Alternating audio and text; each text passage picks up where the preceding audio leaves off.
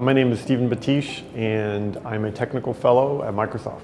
I manage an applied sciences group that supports the Windows and Devices division.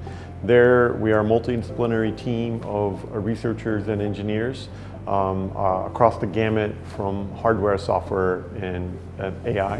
So I've been in the company for 25 years. Before then, I did 3 internships. In my internship days, one of the things I'm most proud of is developing the first gaming controller that used inertial sensing, and it became the Sidewinder Freestyle Pro.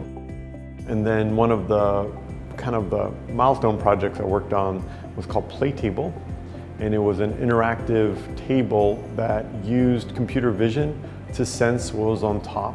Playtable became Surface Table. Surface Table became Surface. So I was one of the first 12 people that basically designed and invented kind of the Surface category for Microsoft. And that's very kind of motivating that you're having this sort of impact onto the computing world and also people to use these devices to help them do what they need to do.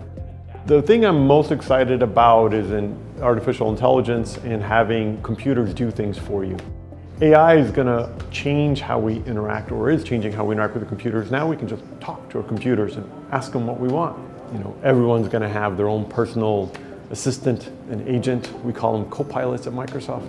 And they're going to understand what you want, understand what you mean, and help you do what you need to do.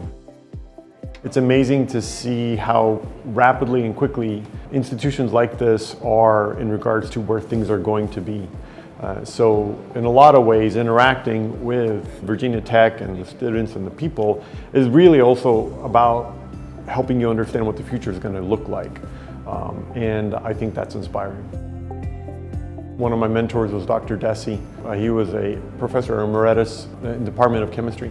One of the things that he really instilled, and it's the same advice I give to anyone, is to study a broad number of fields, to be curious about multiple subjects and find the opportunities in between them. And oftentimes that's where innovation lies.